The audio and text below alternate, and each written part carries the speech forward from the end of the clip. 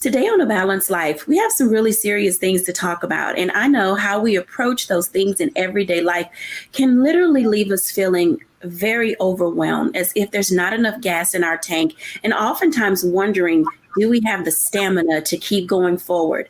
With the headlines of the day talking about, all the political issues, the mass shootings now around the globe, and, looking at what we're doing with our children educationally and how we're explaining to them what's happening in the world, and just even trying to figure out where is our center. Who are we? This pandemic has shaken us. The world's landscape has really gotten us to this space of not really being able to identify who we are when we look at ourselves in the mirror.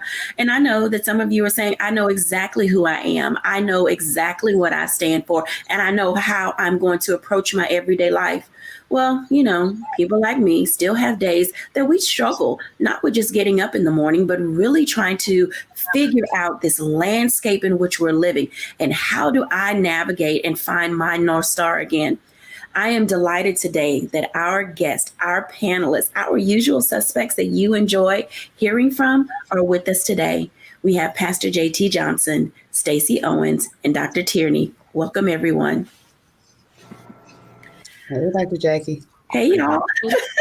Oh, my goodness. These topics that we've been talking about the last several weeks have just been really, joyful and exciting. And I'm not saying that today is not going to be that way, but, oftentimes we get to that space as leaders and guiding other people, each of you in your own right are holding people's lives in the palm of your hands because you're coaches, your pastors, your educators, and administrators. And there are days when sometimes discovering what we look like in order to be able to move other people forward can often be a daunting task.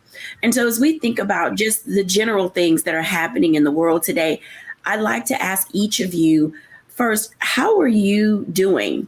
I think that's the first thing. Sometimes we have to do this self-check. So Pastor JT, how you doing? I want to start there. How are you doing, sir?